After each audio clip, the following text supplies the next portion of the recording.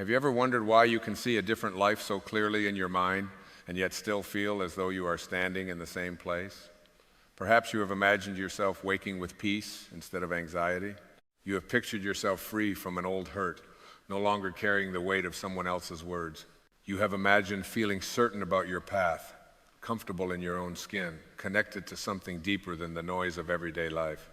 And yet, when you open your eyes, the same thoughts return. The same worries wait for you. The same uncertainty seems to follow you into another day. Maybe the question is not whether you know how to visualize. Maybe the deeper question is, from what place within you are you creating that vision? There is a great difference between imagining from fear and imagining from love. Fear says, my life must change before I can be at peace. Love quietly says, let me discover peace within myself and then let me see what changes. Fear wants guarantees. It wants to know when the relationship will heal, when the uncertainty will end, when the answer will arrive, when life will finally look the way you believe it should. But something deeper within you does not need all of those guarantees. Something within you already knows how to be still. Think about how often you have postponed your peace without realizing it. You may have said to yourself, when this problem is solved, then I will relax. Or, when this person finally understands me, then I can let it go. Perhaps it was, when I know what comes next, then I will stop worrying. And so peace becomes something waiting for you somewhere in the future. You keep moving toward it, but the future keeps moving too. This is one of the quiet ways the ego keeps you searching. The ego is not something you need to fight. It is simply that part of consciousness that believes your completeness depends upon conditions. It looks outward and asks the world to prove that you are safe, worthy, loved, and enough. And because the outer world is always changing, the ego is rarely satisfied for very long. Someone approves of you, and for a moment you feel secure. Then someone criticizes you, and the security disappears. Something goes according to your plan, and you feel peaceful. Then something unexpected happens, and suddenly your peace seems to have been taken away. But what if your peace was never meant to depend upon any of these things? What if the deepest purpose of visualization is not to persuade life to obey you, but to help you remember the state of being that circumstances caused you to forget? Imagine standing beside a clear, quiet lake. The surface reflects the sky effortlessly when the water is still. But if you keep reaching into the water trying to rearrange the reflection with your hands, you create more movement. The harder you try to fix the image, the less clearly you can see. This is often what happens within us. We want peace, so we struggle against everything that disturbs us. We want love, so we become frightened of losing it. We want certainty, so we attempt to control what has not happened yet. We want a new beginning, but we keep carrying yesterday into every new moment. And then we wonder why the picture in our imagination feels so different from the life we are experiencing.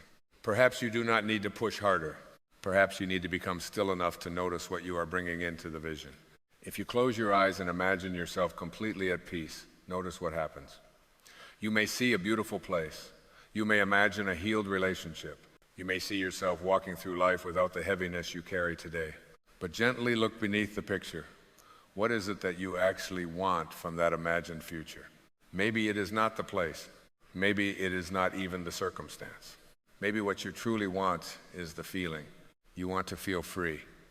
You want to feel safe. You want to feel loved. You want to feel that you belong in your own life. You want to stop fighting with yourself. You want to wake up without immediately remembering everything that is wrong. And here is where visualization can become something much deeper than wishing. Instead of saying, I will feel peaceful when this happens, you begin asking, can I touch that peace now, even for one breath? Instead of imagining love only as something another person gives you, you begin noticing whether love can become the way you meet yourself. Instead of imagining freedom as a future without problems, you begin wondering whether freedom might be the ability to stop allowing every problem to decide who you are. This does not mean pretending that pain does not exist. It does not mean denying disappointment, grief, loneliness, or uncertainty. Spiritual awareness is not an escape from being human. It may actually invite you to become more fully human, because you no longer have to hide from what you feel. You can acknowledge fear without becoming fear. You can experience loss without deciding that you are lost. You can be uncertain about tomorrow without abandoning yourself today. There is a quiet strength in this realization. You begin to understand that the image you hold in your mind is not simply a picture of what you hope to receive. It can become a doorway into the consciousness you are choosing to live from. And then visualization changes. You stop using imagination to run away from the present. You begin using it to remember what the present has hidden beneath all the noise. You remember the part of you that existed before someone told you that you were not enough, before comparison taught you to measure your worth against another person's life, before disappointment convinced you that you needed to protect your heart, before fear taught you that controlling everything was the only way to feel safe. That deeper self has not disappeared. It may have been covered by years of worry, resentment, expectations, roles, and old stories. But just as the sky does not disappear because clouds pass across it, your deeper nature does not disappear because fearful thoughts pass through your awareness. You are not being asked to become someone new. Perhaps you are simply being invited to remember. And this is where Make It Happen begins to take on a very different meaning. It does not have to mean forcing the future into a particular shape. It does not mean demanding that the universe follow the timetable of your ego. It does not mean gripping an outcome so tightly that every delay becomes evidence that something has gone wrong. It can mean making the inner shift available now. If you visualize peace, begin noticing where you are refusing peace because you want to be right. If you visualize love, notice where an old resentment still asks to be carried. If you visualize freedom, notice the fears you have mistaken for facts. If you visualize a life of deeper meaning, notice whether you are listening to the quiet voice within you or only to the expectations surrounding you. This is not about judging yourself. It is about seeing yourself. Awareness does not condemn. Awareness illuminates. When you enter a dark room, you do not fight the darkness. You simply bring in light. And the moment light appears, what seemed mysterious becomes visible. Your inner life works in much the same way. You may discover that what you have been calling a lack of progress is sometimes an invitation to look more deeply. You may discover that what you have been trying desperately to attract is pointing toward a quality within yourself that wants to be remembered. Perhaps you thought you wanted someone to choose you when what your heart was really asking was for you to stop abandoning yourself. Perhaps you thought you needed everyone to understand you when what you truly needed was the freedom to understand yourself without requiring agreement. Perhaps you thought your peace depended upon receiving an apology when somewhere within you there was already a doorway called forgiveness. And perhaps the future you keep visualizing is not calling you to chase it. Perhaps it is calling you inward. A seed does not become a tree by anxiously checking whether the sun will rise tomorrow. It carries within itself a quiet intelligence. It receives the soil, the rain, the darkness, and the light. It unfolds according to something deeper than impatience. There may be a similar intelligence moving through your life. You do not have to understand every season while you are living through it. Some seasons seem to give you nothing. Some appear to take things away. Yet even a tree standing bare in winter has not forgotten spring. So if you are in a season of uncertainty, perhaps you can stop asking, why isn't my vision here yet? Just long enough to ask another question. What is this moment inviting me to become aware of? That question changes the direction of your attention. It brings you back from the imagined future into the only place where transformation can actually be experienced, here. Now, inside your own awareness. And from this place, you may begin to see that visualization was never really about escaping your present life. It was about learning to see beyond the limitations your frightened mind had accepted as permanent. You can hold a beautiful vision without becoming attached to it. You can have an intention without turning it into a demand. You can move towards something without believing that you are incomplete until you reach it. You can participate in your life without trying to control every current in the river. And perhaps this is where your relationship with the source becomes less complicated. You do not have to find the source somewhere far away. You may begin to recognize it in those quiet moments when judgment disappears, when forgiveness softens your heart, when gratitude arrives without a reason, when you stop resisting yourself, when you look at another human being and remember that they too are trying to find their way through fears you cannot see. In those moments, you are no longer trying so hard to manufacture a different life. You are aligning with a different way of being alive, and something begins to soften. The future no longer feels like a place where your salvation is waiting. The present no longer feels like an obstacle you must escape. You begin to sense that what you have been searching for may have been quietly present beneath the searching itself. There is still another layer, however, because even when you understand this, there is a part of you that may resist it. A voice may say, but I need things to work out. I need this person to change. I need to know what will happen. I need my vision to become real. That voice deserves compassion. It has probably been trying to protect you for a very long time. But it may also be the very voice that keeps turning visualization into struggle. And if you are willing to look at that voice without fighting it, you may discover something remarkable about fear, control, comparison, and the need to know what comes next. You may discover that the greatest obstacle between you and the life you imagine is not somewhere outside you. It may simply be an old way of seeing yourself that you are finally ready to release. When you begin to notice that old way of seeing yourself, something interesting happens. You become aware of how much energy has been spent trying to manage life from the outside. You notice how often you have attempted to arrange people, circumstances, timing, and outcomes so that you could finally feel safe inside. And perhaps for the first time, you begin to wonder whether the exhaustion you feel is not coming only from what is happening in your life, but from the effort of trying to make life happen exactly as you believe it should. There is nothing wrong with wanting your life to unfold beautifully. There is nothing wrong with having intentions, hopes, dreams, or visions. The question is not whether you should want something different. The deeper question is whether your inner peace has become dependent upon receiving it. This is where the ego quietly enters. The ego loves conditions. It says, I can be happy if this happens. I can forgive if that person apologizes. I can relax when I know what comes next. I can feel worthy when someone recognizes my value. I can trust life when life gives me evidence that it is trustworthy. And because the conditions are always changing, the ego must constantly negotiate with reality. Perhaps you know this feeling. You send someone a message and wait for a response. At first, nothing is wrong. Then 10 minutes pass, an hour passes. You look at your phone again. Your mind begins creating explanations. Maybe they are upset with you. Maybe you said something wrong. Maybe you are being ignored. Suddenly, a simple silence has become a story about your worth. Nothing outside you has actually been confirmed.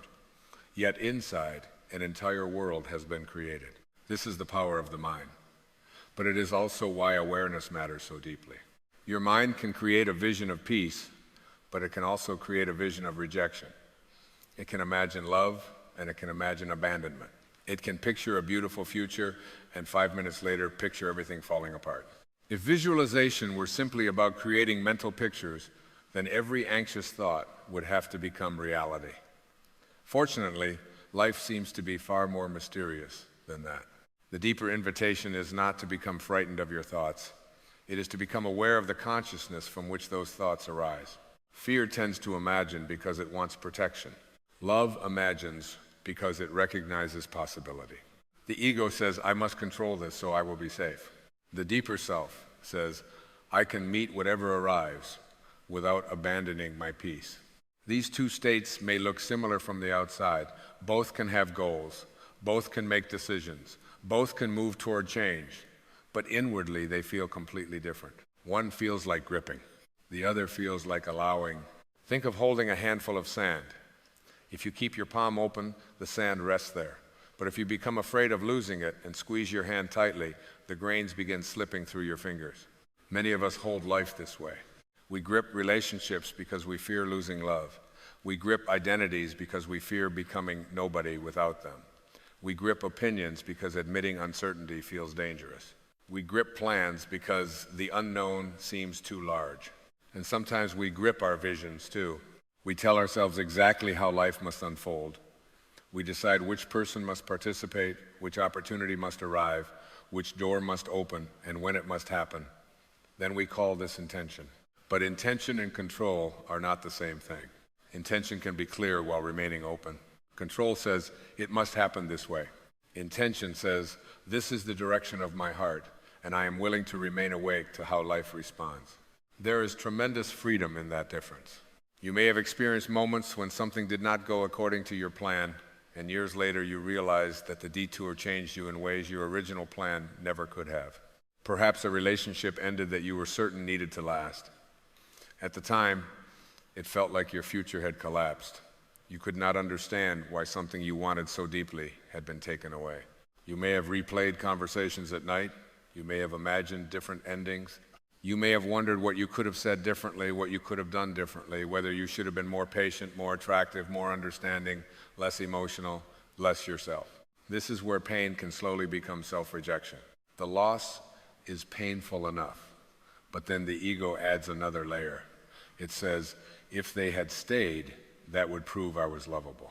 Now the relationship is no longer simply a relationship. It has become evidence in the case you are building about your own worth. And when another person becomes responsible for proving your worth, you give them a burden they were never meant to carry. Maybe this is why letting go can feel so frightening. You are not only releasing the person, you are releasing the hope that they will someday return and confirm something about you. But what if you did not need that confirmation? What if your capacity to love was never created by another person's willingness to receive it? What if rejection did not reduce your value? What if an ending could hurt deeply without becoming a definition of who you are?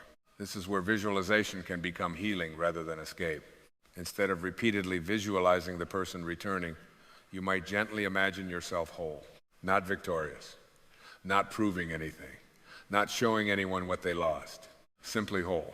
Imagine yourself waking one morning and noticing that the first thought in your mind is no longer about what happened. Imagine walking through your day without carrying an invisible conversation with someone who is no longer there. Imagine remembering the past without needing to change it. Feel the spaciousness of that. Now ask yourself, what quality is present in that image? Perhaps it is freedom, perhaps forgiveness, perhaps self-respect, perhaps peace. That quality is where the spiritual work begins. You do not have to wait for the future to practice it. Forgiveness, for example, is often misunderstood. We sometimes imagine that forgiving someone means saying what happened was acceptable. But forgiveness can be something far more personal. It can simply mean that you no longer want yesterday occupying today's consciousness. You may still have boundaries. You may still say no. You may still decide that someone cannot participate in your life in the same way anymore. But you can make those decisions without allowing resentment to become your identity. Resentment is another form of attachment. It keeps you connected to the very experience you say you want to leave behind. The ego sometimes prefers resentment because resentment gives it a sense of righteousness. It says, I have a reason to be angry. I have a reason to remain guarded. Look at what they did. And perhaps you do have a reason. But peace asks a different question. Not, do I have the right to carry this, but do I want to continue carrying it? Those are very different questions. Imagine carrying a heavy stone everywhere you go because someone else placed it in your hands years ago. At first, holding it makes sense. It reminds you of what happened. It proves that the experience was real. But eventually your arms become tired, and one day you realize that putting the stone down does not erase the past. It simply frees your hands. This is what forgiveness can become. Not forgetting, not excusing, not returning to harmful situations. Just putting down what no longer needs to be carried. And when you put it down, you create space. Space for a new thought. Space for a new relationship with yourself. Space for a vision that is no longer built as a reaction to yesterday. Because many of the futures we imagine are secretly attempts to repair the past. We want success because once we felt insignificant. We want admiration because once we felt unseen. We want someone to regret losing us because we still believe their rejection says something about our worth. We want certainty because uncertainty once frightened us. None of this makes you wrong. It makes you human. But awareness allows you to ask, is this vision coming from love, or is it coming from an old wound that wants compensation? That question can change everything. You may discover that you have spent years trying to become someone whom other people would approve of. You learned to say yes when you wanted to say no. You became easy to please because conflict felt dangerous. You learned how to read the room before you learned how to read your own heart. And perhaps people liked you for it. But somewhere along the way, you became tired. People-pleasing is exhausting because you are continually adjusting yourself to emotional weather that you cannot control. Someone is disappointed, and you assume you have done something wrong. Someone misunderstands you, and you rush to explain. Someone disapproves of your choice, and suddenly you doubt a decision that felt peaceful only moments before. This is another place where the ego hides. We often think ego means arrogance. Sometimes it does. But ego can also appear as the desperate need to be accepted. Both are forms of dependence upon external identity. One says, I must be better than you. The other says, I need you to tell me I am enough. The deeper self needs neither. The deeper self can listen without surrendering itself. It can love without begging. It can care without controlling. It can be misunderstood without immediately turning misunderstanding into self-doubt. Imagine how much energy would return to you if you no longer needed to manage every person's opinion of you. You could enter a room without silently asking, do they like me? You could speak honestly without rehearsing every sentence afterward. You could allow someone to disagree with you without making them an enemy. You could allow yourself to change without needing everyone from your past to understand the person you are becoming. That is freedom. And freedom begins with awareness, not with fighting the ego, because fighting creates another conflict. You simply begin noticing it. You notice when comparison appears. Perhaps you are scrolling through your phone and see someone who seems to have the life you imagined for yourself. They appear peaceful, loved, confident, certain. Immediately something contracts inside you. Why am I not there yet? Notice those words, not there yet. The ego has taken another person's moment and turned it into evidence that your life is behind schedule. But behind whose schedule? A tree does not look at another tree and say, you grew faster than I did, so something must be wrong with me. One flower does not refuse to bloom because another opened first. Nature does not appear to be embarrassed by different seasons. Only the comparing mind insists that everyone's life should unfold according to the same clock. Perhaps your season is asking something different of you. Perhaps this period that feels slow is teaching you how to listen. Perhaps uncertainty is loosening an identity that had become too small. Perhaps loneliness is showing you how deeply you have depended upon distraction. Perhaps a closed door is not punishment. Perhaps it is simply a closed door. You do not always have to turn circumstances into judgments about yourself. This is where trust begins. Trust does not mean believing that everything will happen exactly as you want.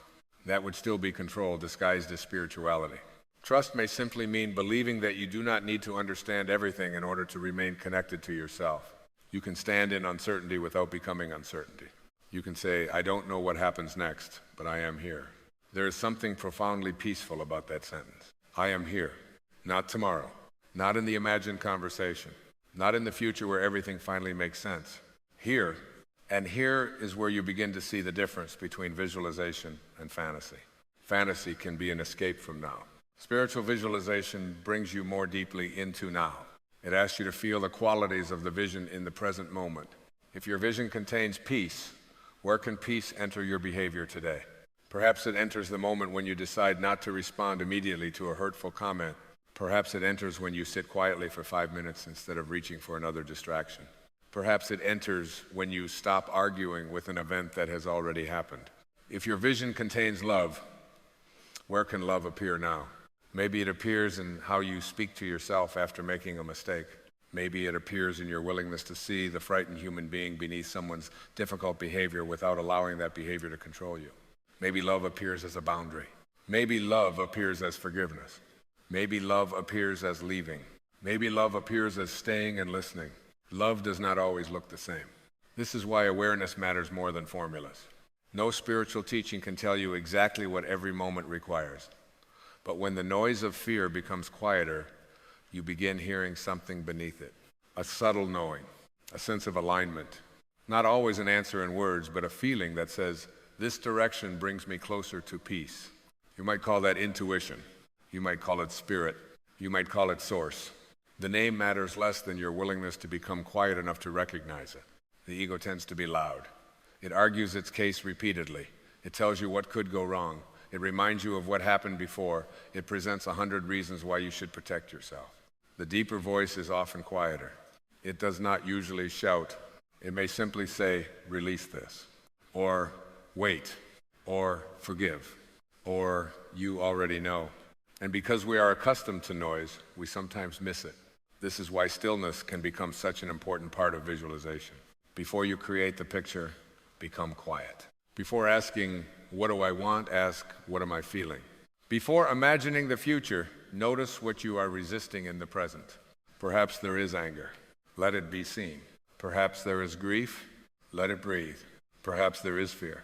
You do not have to push it away. You can simply notice fear is here. There is a beautiful difference between saying, I am afraid, and noticing. There is fear within me right now. The first can become an identity. The second creates awareness. If you can observe fear, then some part of you exists beyond the fear. If you can notice your thoughts, then you are more than the thoughts you notice. If you can watch the ego trying to control an outcome, then you are not limited to that controlling voice. This witnessing presence may be closer to your true nature than any story you have been telling yourself. The sky does not become the storm. It allows the storm to move through it. Your awareness can become like that sky. Thoughts appear, feelings move, circumstances change. People arrive and leave. Seasons begin and end. Yet something remains capable of witnessing all of it. When you begin living from that awareness, visualization becomes much simpler. You no longer need to create an imaginary version of yourself who is finally worthy. You begin with worthiness. You no longer visualize because you hate where you are. You visualize because you recognize that consciousness is creative and that love naturally wants to express itself.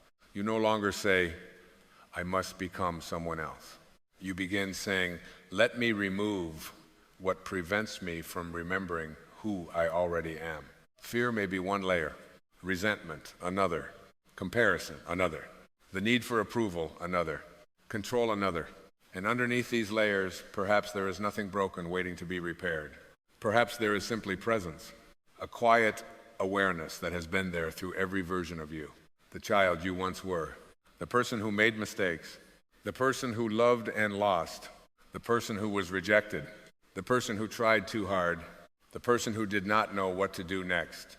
All of these identities have moved through your life, but something has been present to experience each of them. What is that something? Sit with that question for a moment.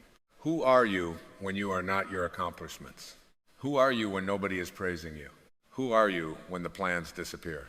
Who are you when you stop repeating the story of what happened to you?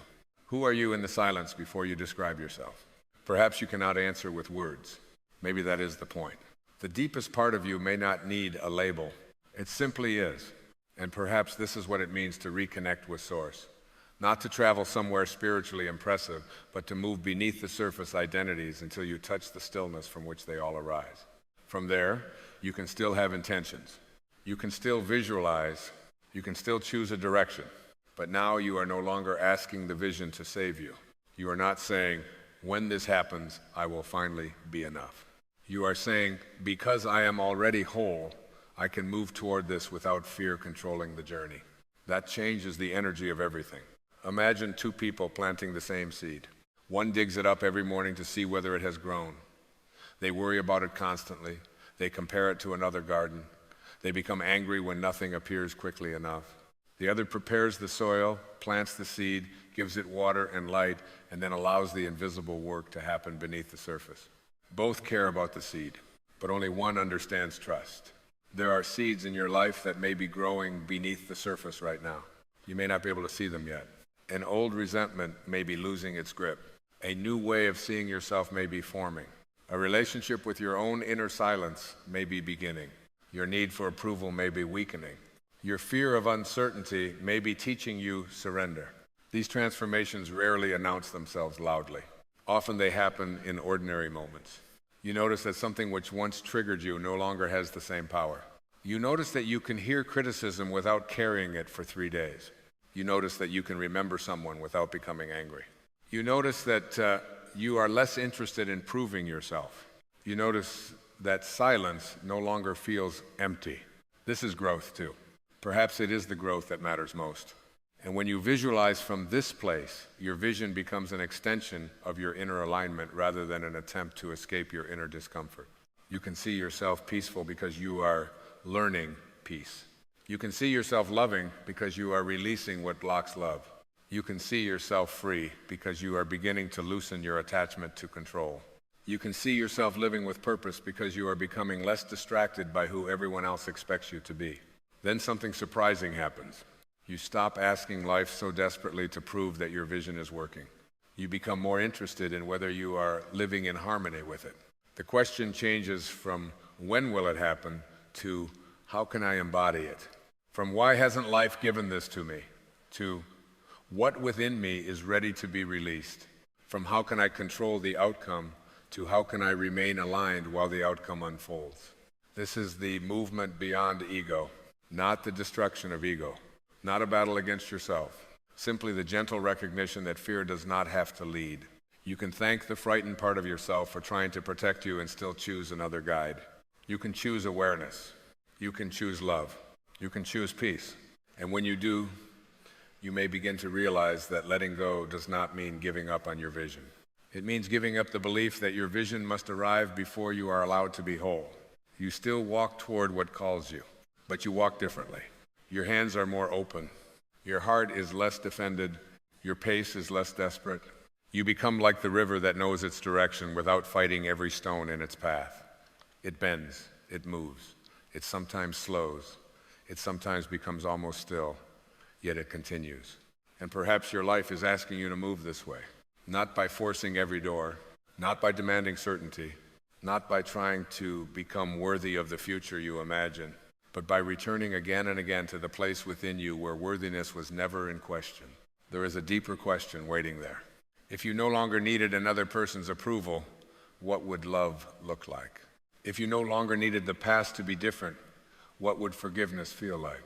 If you no longer demanded that the future follow your plan, what would trust become? And if you stopped trying to create a new self long enough to become quiet, who might you discover has been there all along? This is where the journey turns inward again. Because beneath the fear, beneath the striving, beneath the stories of who you should have been and where you should be by now, there is something untouched by comparison. Something that does not need to prove itself. Something that does not need to chase love because it is capable of becoming love. And the next step is not to build that self. It is to return to it. Returning to your true self is not a dramatic event. It does not usually happen with a sudden revelation that changes everything in a single moment. More often, it happens quietly. It happens when you stop fighting with what you feel. It happens when you release the need to defend an old identity. It happens when you forgive yourself for not having known then what you know now. It happens when you begin to trust that peace does not need to be earned. For many people, the idea of returning to the true self sounds beautiful, but also distant. You may wonder what that even means in ordinary life. How do you return to yourself when bills still need to be paid, relationships are still complicated, and the future is still uncertain? How do you remain connected to something peaceful within you when someone disappoints you, when a plan falls apart, or when a memory suddenly brings back pain you thought you had already moved beyond? Perhaps returning to yourself does not mean escaping these things. Perhaps it means meeting them differently. Imagine that you are walking through a forest after a storm. Some branches have fallen. The ground is wet. The path is not as clear as it was before. You might look around and think that the storm destroyed everything. But if you look more closely, the forest is still alive. The roots are still beneath the earth. The trees still know how to reach toward the light. Your life may sometimes feel like that forest. There are moments when something breaks your sense of certainty. A relationship changes. Someone you trusted lets you down. A role that once defined you disappears. Perhaps you lose something you thought would always be there. The ego looks at these moments and says, something has gone terribly wrong. But the deeper self may ask a gentler question. What is still here? Your circumstances may change, but your capacity for awareness remains. Your plans may fall apart, but your ability to choose love has not disappeared. Someone may leave your life, but your ability to become whole has not left with them. This is why forgiveness matters so deeply. Forgiveness is not simply about another person. It is one of the ways you return your energy to yourself. You may have spent years replaying a wound. Maybe someone betrayed your trust. Maybe a parent did not give you the love you needed. Maybe a friend disappeared when you needed them most. Maybe someone judged you unfairly, and part of you still wants them to understand the pain they caused. When something hurts deeply, the mind often returns to it because it is trying to resolve what cannot be changed. It replays the conversation. It imagines a different ending. It rehearses what you should have said. And somewhere beneath all of this is the hope that if you think about the pain long enough, you might finally control it. But the past does not become softer because you revisit it endlessly. Sometimes it simply becomes more familiar. And familiar pain can begin to feel like identity. You may no longer say, something painful happened to me. Instead, without realizing it, you begin living as though the pain is who you are. This is where forgiveness becomes a spiritual act. Not because the other person deserves to be released from responsibility, but because you deserve to be released from carrying the wound as proof of your story. You might imagine forgiveness as opening a window in a room that has been closed for years. At first, the air may feel strange. You have grown accustomed to the heaviness. But slowly, something begins to move. You may not feel immediate relief. You may still remember. You may still have moments of sadness. But the memory no longer controls the whole room. Forgiveness allows space around the pain. And in that space, you begin to remember that you are larger than what happened. This same forgiveness can be offered inwardly. There are versions of yourself you may still judge. Perhaps you stayed too long in a situation that hurt you. Perhaps you trusted someone who betrayed you. Perhaps you made a decision you now regret. Perhaps you spent years chasing approval. Perhaps you ignored your own inner voice because you were afraid to disappoint others. The mind can be very harsh with the person you used to be. It says, you should have known better. But how could you have known what you had not yet learned? The person you were then was living with the awareness available at that time. Maybe healing begins when you stop treating your past self as an enemy. You can look back and say, I understand why you were afraid. You can say, I understand why you stayed. You can say, I understand why you needed that approval. You can say, you were trying to find love in the only way you knew. There is no weakness in this. There is compassion. And compassion is one of the clearest ways the ego begins to soften. The ego thrives on judgment. The true self recognizes humanity. When you forgive yourself, you stop wasting energy trying to rewrite what has already happened. That energy becomes available for presence. And presence changes the way you visualize. You stop creating a future that exists only to compensate for your past. You begin creating from clarity. You may notice that some of your old desires change. Things you once thought you needed begin to feel less important. Approval may lose its power. Being understood by everyone may no longer seem necessary. Winning an argument may feel less satisfying than protecting your peace. You may even discover that some visions were never truly yours. They were inherited. They came from family expectations, from culture, from comparison, from the fear of falling behind. Maybe you imagined a certain kind of life because you believed that life would finally prove your worth. But when you return to yourself, the question changes. You stop asking, what will make me look successful? You begin asking, what feels aligned with the person I know myself to be? That is intention. Intention is quieter than ambition. It does not need applause. It does not need to be seen. It does not need to prove anything. Intention arises from a deeper place and says, this is how I wish to participate in life. You may intend to bring more patience into your relationships. You may intend to stop speaking to yourself with cruelty. You may intend to live more honestly. You may intend to respond from love where fear once led you. These intentions may never become visible achievements, but they can transform an entire life. Imagine a person who has spent many years trying to control everyone around them. They do not see themselves as controlling.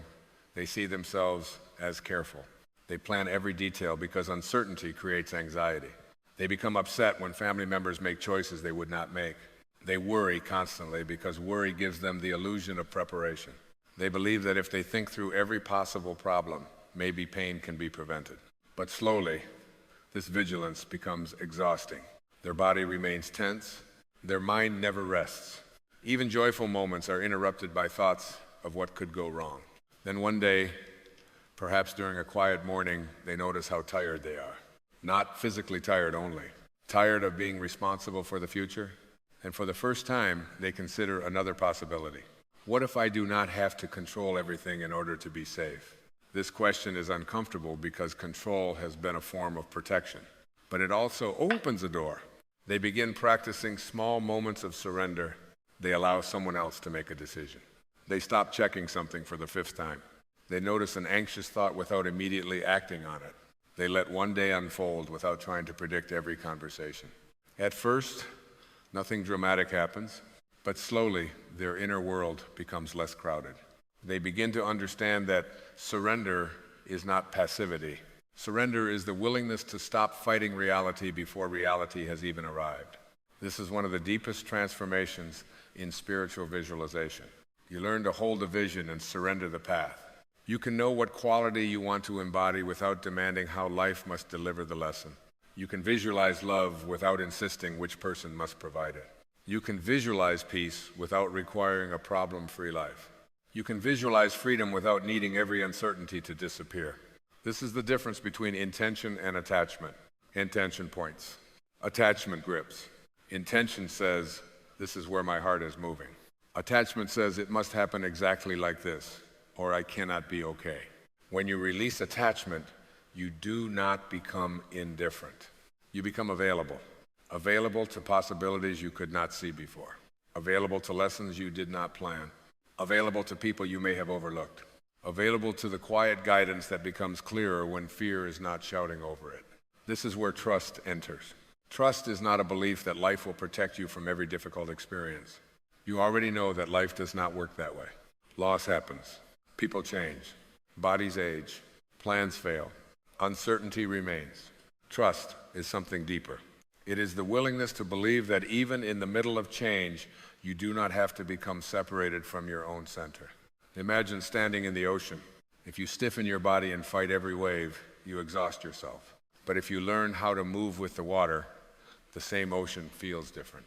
The waves have not disappeared. Your relationship with them has changed. Life may be like this. You cannot prevent every wave, but you can learn not to make every wave into a personal betrayal. You can stop saying this should not be happening and begin asking, how can I meet this without losing myself? This does not mean liking everything that happens. Acceptance is not approval. Acceptance simply means seeing clearly what is here. You cannot respond wisely to a moment you are still pretending should not exist. If a relationship has ended, acceptance says this relationship has ended. The ego says it should not have. If your body is aging, acceptance says my body is changing. The ego says this should not be happening to me. If someone does not understand you, acceptance says they see things differently. The ego says they must understand me before I can be at peace. Every must becomes a place where suffering can enter. There is a gentleness in loosening these demands. You begin to allow people to be who they are. You allow yourself to be unfinished. You allow life to contain uncertainty. And paradoxically, this acceptance creates more space for change. A garden cannot be tended well if you refuse to acknowledge the weeds. You do not hate the garden because weeds appeared. You simply see what is there. Then you choose what you want to nurture. Your inner life is the same. When fear appears, you can notice it without building a home for it. When jealousy appears, you can become curious instead of ashamed. When resentment appears, you can ask what still needs healing. When judgment appears, you can wonder what part of yourself feels threatened. Awareness turns every difficult emotion into information. And love allows you to receive that information without condemning yourself. This is why love is more than a feeling. Love can become a way of seeing. To see yourself with love is to recognize that you can be imperfect without being unworthy. To see another person with love does not mean allowing harm. It means refusing to reduce them to the worst thing they have done. To see life with love does not mean pretending everything is beautiful. It means remaining open to meaning even when life is difficult. The ego divides quickly, good and bad, winner and loser, right and wrong, mine and yours. The deeper self sees more spaciously. It understands that every person you meet is carrying a history you cannot fully see. The angry stranger may be frightened. The person who withdraws may be protecting an old wound. The person who judges may be living inside their own insecurity. This does not excuse harmful behavior, but it allows you to choose your response without allowing someone else's unconsciousness to become your own. This is where peace becomes practical. Imagine someone criticizes you. Years ago, you might have spent the entire day replaying their words. You might have defended yourself. You might have attacked them in your mind. You might have called someone else just to confirm that the criticism was unfair. Now, perhaps you can pause. You notice the sting. You notice your desire to defend yourself. You ask, is there anything useful here? If there is, you receive it. If there is not, you let it pass. You do not need to turn every opinion into an identity crisis. This is inner freedom. And inner freedom makes visualization much clearer. You are no longer using the future to escape the opinions of others. You are no longer trying to become impressive enough to silence criticism. You are no longer visualizing a version of yourself that everyone finally approves of. You begin imagining a life where your inner alignment matters more than applause. Perhaps you see yourself walking into a room without shrinking. Perhaps you see yourself speaking gently but honestly. Perhaps you see yourself saying no without guilt. Perhaps you see yourself loving people without becoming responsible for their emotions. These visions are not about control. They are about embodiment. You are becoming more willing to live the qualities you once projected onto the future. This is the heart of true visualization. If you visualize courage, practice one honest moment. If you visualize forgiveness, release one old sentence you keep repeating. If you visualize peace, create one space in your day where noise does not follow you. If you visualize love, speak to yourself with the kindness you are always hoping to receive from someone else. If you visualize trust, allow one thing to remain unresolved without forcing an answer. Small moments become spiritual practice, and something begins to change. Not because you are manipulating reality, because you are changing your relationship with reality. You may start noticing that life feels less personal. A delay is just a delay. A disagreement is just a disagreement. A mistake is just a mistake. Not every difficult moment has to become evidence that you are failing. This creates enormous space. You become less reactive. You become more curious. You become more available to guidance. And guidance often appears in quiet ways. You may suddenly feel that a conversation needs to happen. You may sense that an old relationship needs to be released. You may realize that you are tired of pretending. You may feel drawn toward a simpler life. You may recognize that the thing you have been chasing no longer feels aligned. These moments are easy to miss if the mind is constantly demanding a specific outcome. But when you are open, life can speak through subtlety. A sentence in a book, a moment of silence, a conversation with someone you almost did not meet, a sudden sense of clarity while walking alone, a feeling in your body that says, "This is not for me anymore." Perhaps Source does not always communicate through dramatic signs. Perhaps sometimes it communicates through peace. You may notice that one choice feels contracted and another feels spacious. One conversation leaves you more divided within yourself, while another leaves you calm. One direction requires you to betray your values, while another asks you to trust yourself. This is not a perfect system. Human beings can confuse fear with intuition. We can confuse comfort with alignment. That is why awareness remains essential. The deeper you know your own patterns, the easier it becomes to recognize when an old fear is speaking. If you know that you tend to people please, then discomfort after saying no does not automatically mean you made the wrong choice. It may simply mean you are learning a new boundary. If you know that you fear abandonment, then anxiety when someone needs space does not automatically mean they are leaving. It may simply mean an old wound has been touched. Awareness gives you space between the trigger and the story. And in that space, you can return to yourself. You can breathe. You can wait. You can ask, what is true right now? This question is simple but powerful. Not, what am I afraid might happen? Not, what happened last time? Not, what will other people think? What is true right now? Right now, perhaps you are safe. Right now, perhaps the answer has not arrived. Right now, perhaps someone is upset. Right now, perhaps you are grieving. Right now, perhaps you do not know. And maybe not knowing does not have to be a crisis.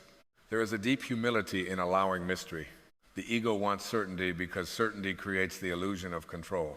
But spiritual trust may ask you to walk without seeing the entire road. A lantern does not illuminate a whole journey. It gives enough light for the next few steps. Perhaps that is all you need. You do not need to visualize every detail of your future. You may only need to become clear about the quality of consciousness you want to bring into the next step. Do you want to bring fear or trust, resentment or release, judgment or compassion, control or openness? You may not always choose perfectly. That is all right. This is not a test. It is a remembering. Each time you notice that fear has taken over, you can return.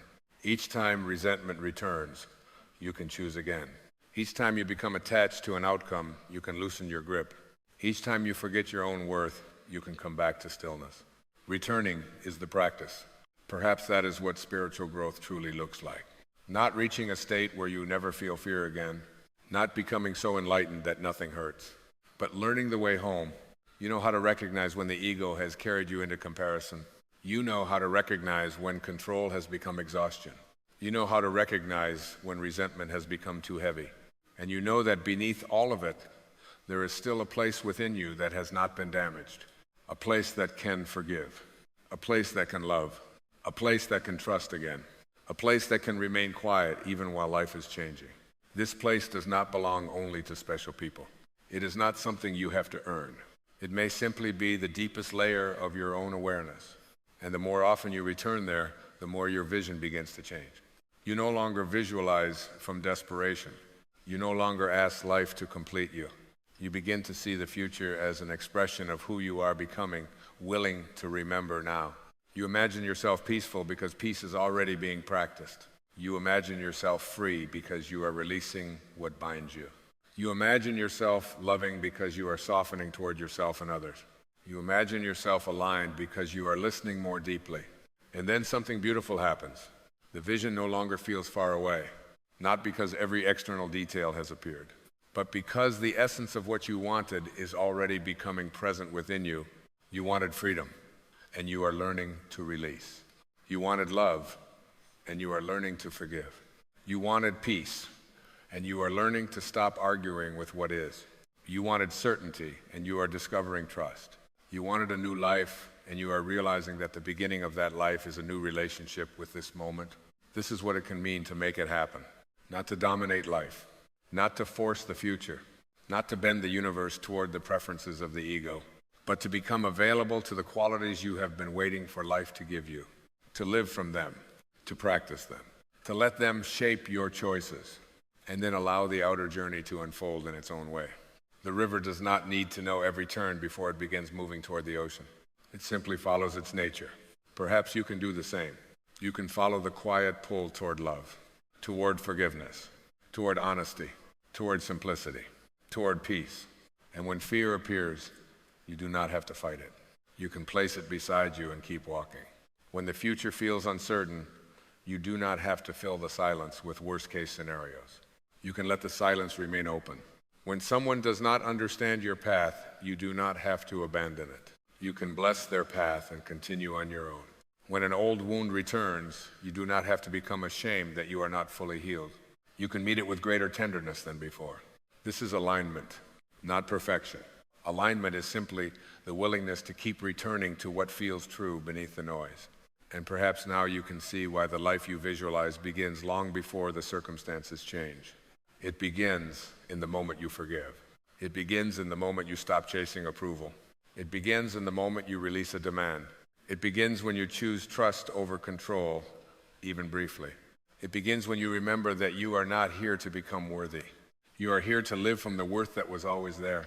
And from this place, visualization becomes almost like prayer. Not a demand, not a bargain, not a list of conditions, more like a quiet statement of alignment. This is the love I choose to embody. This is the peace I choose to remember. This is the freedom I choose to practice. This is the trust I am willing to grow into. And then you release the picture. You let life breathe. You let yourself breathe. You allow Source to remain larger than your plan. Perhaps what arrives will look exactly as you imagined. Perhaps it will look completely different. But if the process has returned you to love, if it has freed you from resentment, if it has helped you trust yourself more deeply, if it has softened your grip on fear, then something meaningful has already happened. The vision has already begun to fulfill its deepest purpose. It has brought you home to yourself. And now the final question becomes beautifully simple. How do you live from this place when the morning begins, when the phone rings, when someone disappoints you, when fear returns, when you forget? How do you carry this awareness into ordinary life? Not as an idea, not as something inspiring you hear once and then lose, but as a quiet daily way of being. That is where the journey now leads. And so the journey returns to the ordinary moments of your life, not to a distant spiritual place, not to a perfect version of yourself, not to some future day when fear is gone forever and every question has been answered. It returns to the morning when you wake up, to the first thought you notice, to the way you speak to yourself before anyone else has spoken to you, to the moment when an old worry appears and asks for your attention. This is where the truth becomes real. You may understand that peace begins within, but then someone says something that hurts you. You may understand forgiveness, but then a memory returns. You may understand surrender, but then uncertainty arrives.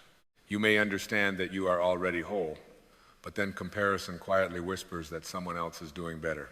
This does not mean you have failed. It simply means you are human. The practice is not to never forget. The practice is to remember again. Each time you notice that you have left your center, you can return without judging yourself. You can pause and ask, what am I believing right now? Maybe you are believing that something must happen before you can be okay. Maybe you are believing that another person's opinion defines you. Maybe you are believing that the future must become clear before you can relax. Maybe you are believing that an old mistake still has the power to determine who you are today. Awareness creates a little space around the belief. And inside that space, you can breathe. You do not have to solve everything immediately. You do not have to argue with your mind. Sometimes one conscious breath is enough to interrupt an old pattern. You can sit quietly for a few moments in the morning before the world begins asking things from you. You can place your attention on your breathing and notice that life is already happening without your effort. Your heart is beating. The air is moving in and out. The morning is arriving. You are here. Before you visualize anything, feel that. Then, if you choose to imagine the life you want to live, perhaps begin with a different question. Not, what do I need to get? But how do I want to be? Maybe you want to be peaceful, maybe loving, maybe honest, maybe forgiving, maybe less afraid. See yourself moving through your day from that state. Imagine receiving an upsetting message and not responding from the first wave of emotion. Imagine entering a difficult conversation while staying connected to your breath. Imagine seeing someone else's success without turning it into a judgment about your own life. Imagine remembering an old wound without feeding it another day of resentment. This is visualization becoming practice. You are not simply picturing outcomes. You are rehearsing alignment. And then, when the day presents you with a real moment, you may recognize it. You may think, this is the place where I can choose differently. Perhaps you are standing in a line and feeling impatient. Perhaps someone interrupts you. Perhaps a family member says something familiar that usually triggers you. Perhaps you are alone at night and the mind begins traveling into the future. These moments may seem small, but this is where inner freedom is built, not through dramatic declarations, through small returns. You notice the tension, you soften. You notice the story, you come back to what is actually happening. You notice the urge to control. You loosen your grip, and you choose again. Gratitude can help you return. Not forced gratitude, not pretending that everything is wonderful. Simple gratitude, the kind that notices what is still here. A cup of warm tea, a quiet room, a friend who listens, the ability to begin again. The fact that your heart has survived days you once believed you could not survive. Gratitude shifts your attention from what is missing to what is present. It does not deny desire. It simply prevents desire from becoming blindness. You can still have a vision for your life while appreciating this moment. You can still hope for healing while honoring the progress already happening. You can still want change without treating today as a mistake. This is a very different way to live. You stop making the present an enemy of the future. You begin to see that every future is built from present moments anyway. So if the future you imagine contains peace, let peace have a place in today. If it contains love, let love have a place in your words. If it contains freedom, release one thing you no longer need to carry. If it contains trust, allow one unanswered question to remain unanswered for a while. Forgiveness can also become part of your daily rhythm. You may notice that resentment is not usually released once and forever. Sometimes you forgive in layers. One day, you feel free. Another day, the memory returns. You do not have to panic. You can say, I see that this still hurts. Then ask, do I want to carry it today? Perhaps the answer is no. And once again, you put the stone down. Maybe tomorrow you have to put it down again. That is okay. Freedom is sometimes a repeated decision. The same is true of fear. Fear may return even after you have understood it. But when it returns, you know something you did not know before. You know that fear can be present without becoming your guide. You can feel nervous and still choose love. You can feel uncertain and still move gently forward. You can feel hurt and still refuse to become cruel. You can feel afraid and still remain connected to the deeper part of yourself. This is strength without hardness. And perhaps this is what living in harmony with Source begins to look like. Not a life without difficulty. A life in which difficulty does not completely disconnect you from love. You begin to sense that every interaction gives you a chance to remember. The impatient person reminds you to choose patience. The judgmental person reminds you to notice your own judgments. The uncertain season invites trust. The loss invites tenderness. The silence invites listening. Even aging can become part of this remembering. The ego may resist aging because it is deeply attached to identity, appearance, control, and time. But there may be another way to see it. A tree does not apologize when its leaves change. The evening sky does not consider itself less beautiful than the morning. Every season has its own wisdom. Perhaps aging is not only losing, perhaps it is also releasing. Releasing the need to impress. Releasing roles that no longer fit. Releasing the urgency to become someone before time runs out. And discovering that the true self was never young or old. It was simply present. The same presence that looked through your eyes years ago is looking through them now. Bodies change. Circumstances change. Names and roles change. But awareness remains. You can return to that awareness whenever life becomes too loud. You do not need a complicated ritual. You can simply become still. Feel your breath. Notice your body. Listen to the sounds around you. Allow the moment to be exactly what it is for a few seconds. No fixing, no future, no past, just presence. And from that presence, you can ask, what would love do here? Not what would fear do, not what would pride do, not what would resentment do, what would love do? Sometimes love will say, stay. Sometimes it will say, leave. Sometimes it will say, speak. Sometimes it'll say, be silent. Sometimes love will forgive. Sometimes love will create a boundary. Love is not always soft in appearance, but it is clear in intention. It does not seek revenge. It does not need to destroy another person to protect you.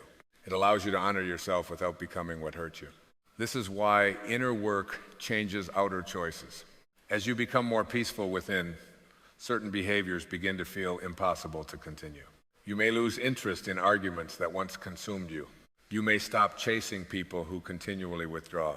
You may stop explaining yourself to people committed to misunderstanding you. You may speak more simply. You may rest more easily. You may notice that your vision for life becomes less complicated too. Perhaps you no longer need everything you once thought you needed. You may discover that what you truly wanted was not more. It was less fear, less noise, less resentment, less pretending, and more presence, more love, more honesty, more peace. This is how visualization matures. In the beginning, you may visualize a different life. Eventually, you begin visualizing a different way of being in the life you already have. And then something even deeper happens. You no longer need to visualize every moment. You begin to live it. The imagined peace becomes the pause before you react. The imagined love becomes the way you speak to yourself. The imagined freedom becomes the boundary you finally honor. The imagined trust becomes your willingness to enter tomorrow without demanding guarantees. This is what it means to make it happen from within. You do not force the river. You enter it. You do not command the seasons. You learn from them. You do not make the flower open. You create the conditions and allow life to unfold. Perhaps your role is similar. You prepare the inner soil. You remove the weeds of resentment when you notice them. You water the qualities you wish to grow. You give yourself light through awareness. And then you trust what cannot be rushed. Some things are changing inside you before you can see them outside. Let that be enough for today. You do not need proof every morning. You do not need a sign every hour. You do not need the universe to constantly reassure you. There may be a deeper reassurance already available.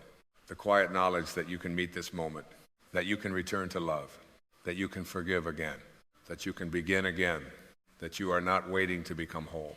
You are learning how to live from the wholeness that was hidden beneath fear. And perhaps this is the most important thing to remember when you visualize. Do not use the vision to reject yourself. Do not look at the person you want to become and use that image as proof that you are inadequate now. Let the vision be kind. Let it remind you. Let it say, this peace already belongs to you. This love already lives within you. This freedom begins with one release.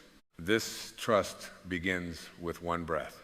You are not racing toward another version of yourself. You are remembering, and remembering can happen now, before this day changes, before the problem is solved, before the person apologizes. before the answer comes, before the future becomes clear. Right now, you can choose not to abandon yourself. Right now, you can loosen one fearful thought. Right now, you can offer forgiveness where you have been holding judgment. Right now, you can be grateful for something simple. Right now, you can become quiet enough to feel that life is still moving through you. Maybe this is source. Maybe source is not something you need to reach.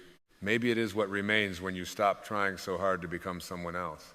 The silence beneath the noise, the love beneath the defense, the awareness beneath the story, the peace beneath the struggle. And when you touch that place, even briefly, you may realize that your life was never asking you to control everything. It was asking you to participate consciously, to see clearly, to love more deeply, to forgive more freely, to release what no longer belongs to you, to trust what you cannot yet understand, and to remember yourself again and again. So tonight, or tomorrow morning, perhaps you can sit quietly for a moment and imagine the life that calls to you. But instead of asking when it will arrive, ask what it is trying to awaken within you. If you see peace, become still. If you see love, soften. If you see freedom, release. If you see trust, breathe. If you see joy, notice what is already beautiful. And then open your eyes. The practice begins there. In the next conversation, the next choice, the next thought, the next opportunity to return to yourself, you do not have to make everything happen. You only have to stop giving your power away to fear, resentment, comparison, and control. Hold the vision, live the essence, release the outcome, and trust the unfolding. Perhaps the life you have been imagining is not somewhere far ahead. Perhaps its deepest qualities are already waiting quietly within you, asking to be remembered. And if something in this reflection has spoken to you, you might share in the comments what you are ready to release or what quality you want to begin living from today. Sometimes putting it into words helps us see what the heart already knows. And if you would like to continue exploring inner peace, forgiveness, intention, and the quiet return to your true self, you are welcome to subscribe and join these spiritual journeys. Until we meet again, may you move gently through your days. May you trust what does not yet make sense. May you forgive what no longer deserves a place in your heart. May you remember that peace is not waiting at the end of the road. It is the way you choose to walk it. And may you never forget that the love, wisdom, and wholeness you have been searching for were never truly absent. They were simply waiting beneath the noise, waiting for you to become still enough to remember,